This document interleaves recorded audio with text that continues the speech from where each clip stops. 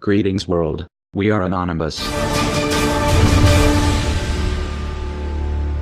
Most of the world, the political left in particular, was blindsided by the results of the 2016 election. To say that some are having a hard time coming to terms with the words President Trump, and what the next 4 to 8 years will bring, would be an understatement. Those who told you that a Trump presidency was impossible were quick to remix their pre-election narratives, framing the Donald as something of a Hitler 2.0 and attempting to position themselves as leaders of a new resistance. Self-reflection is still off the table. On the other end of the spectrum you have those who took Trump's promises at face value, and who actually believe he will make America great again, proclaiming the dawn of a new age of conservatism, as the stock market rose to record highs, before he actually took office. Both sides are utterly unprepared for what's coming. Let's just cut to the chase. Is Trump going to usher in a new era of prosperity and innovation, or is he going to be the one standing in the center ring when the circus tent comes down? Remember, some voted for Trump as a political Molotov cocktail. Trump is a businessman. You say, he's going to make things happen. Cut taxes, cut regulation, invest $1 trillion in infrastructure including a ginormous wall, punish companies that move factories overseas, rebuild the military, restore relations with Russia, start a trade war with China, and a new arms race would create jobs. There's a lot to unpack there, and those are debates worth having. However, much of this hinges on a variable that Trump doesn't control: the Federal Reserve. The Federal Reserve has held interest rates near zero for close to a decade. They also engaged in quantitative easing from 2009 to 2014. Accumulating $4.5 trillion worth of mortgage-backed securities and treasury notes. They are still holding those assets, by the way. This inflated stock and bond market bubbles of historic proportions. When a friendly face is in the White House, crashes are typically attributed to a war, a terrorist attack, or some other external variable. For example, 9/11, which masked the unraveling of the tech bubble in 2001. The Trump administration, however, is an excuse in and of itself. Word is the Fed is leaning towards increasing interest rates aggressively in 2017, and may engage in anti-inflationary measures to offset Trump's infrastructure stimulus plans. That means that the flow of money and credit is about to be tightened. It also means the Fed is setting itself up for a showdown. If Trump plays by the rules, he will have to wait until 2018 to replace Janet Yellen. A lot can happen within that time frame. Trump's personality is a wild card. He's impulsive, he fights dirty, and he fights to win. He also happens to have a history with organized crime. If Trump goes to war with the Federal Reserve, this could get out of hand in ways that most can't even imagine, especially when geopolitics are factored in. As a result, the US dollar's position as the world reserve currency is going to be in play. Add to that backdrop a little social unrest on the domestic front. If recent history serves as any indicator, we can count on seeing some kind of racially charged flashpoint involving the police during the Trump administration, probably before 2017 is over. It's also fairly safe to say, given recent history, that some of these protests will turn violent and destructive. The trend has been towards escalation. Having Trump in charge will take this to a new level. Trump ran on a platform of law and order, and support for the police, which piggybacked on the perception that Obama was undermining law enforcement during his term. In spite of the fact that Obama greatly accelerated the militarization of the police, just the belief that Trump has their back is going to influence the police response.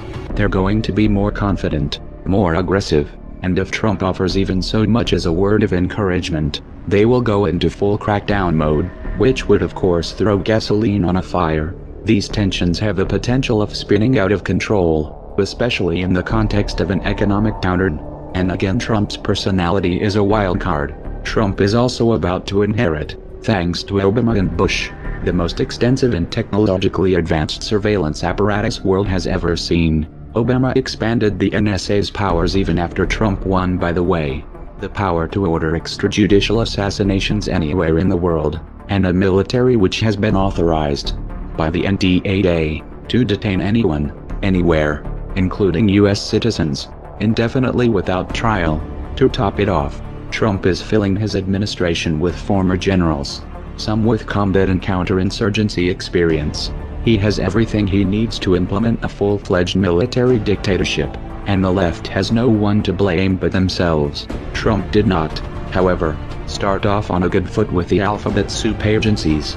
He has an enemy contingent in the deep state which wants to take him down, and has the means to do that. Replacing upper management won't be enough to neutralize this threat. These agencies have black budgets, and off-the-books programs that defy accountability, and lots of experience toppling upstart regimes. Failure to rein them in could be fatal. The most important trap, however, will be on the geopolitical front. Years of backing Sunni jihadists in Syria failed to unseat Assad, and Trump has vowed to reverse U.S. policy. Israel was openly supporting the Sunni axis.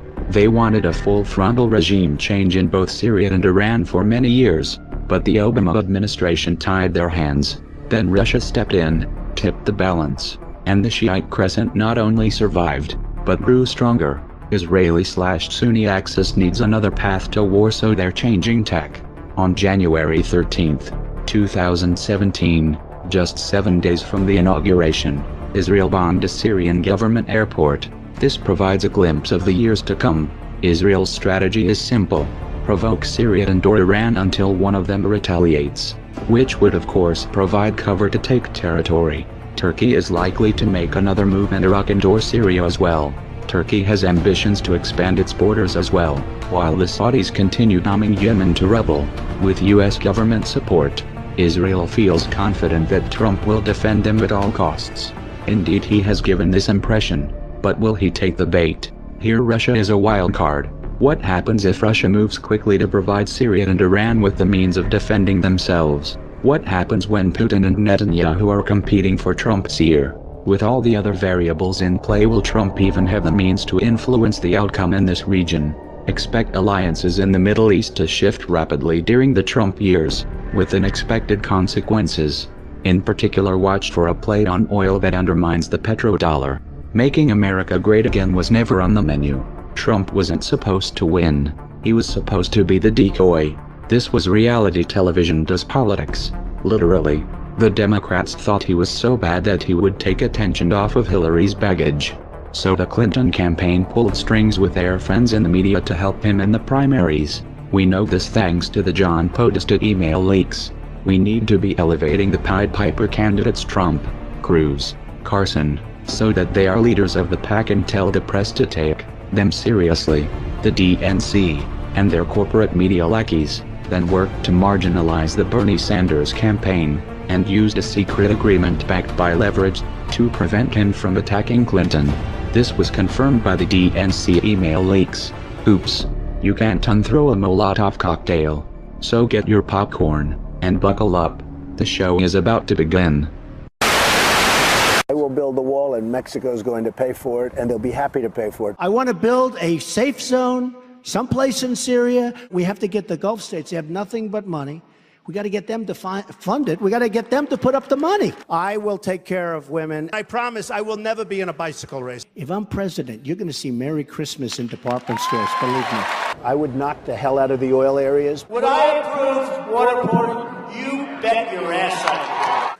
I will find the General Patton, or I will find General MacArthur. I will find the right guy. My generals, by the way, they're not going on television, okay? Renegotiate our foreign trade deals. I want surveillance of certain mosques, okay? I will absolutely take database on the people coming in from Syria. And if I win, I've made it known, if I win, they're going back. We have to rebuild our infrastructure, our bridges, our roadways, our airports. Reduce our $18 trillion in debt. We are going to save Social Security, repeal Obamacare, and replace it with something really, really great that works. End Common Core. I will take jobs back from China. I'll take jobs back from Japan. I'll take jobs back from Mexico. Sadly, the American dream is dead. But if I get elected president, I will bring it back bigger and better and stronger than ever before and we will make America great again. Thank you. Thank you very much.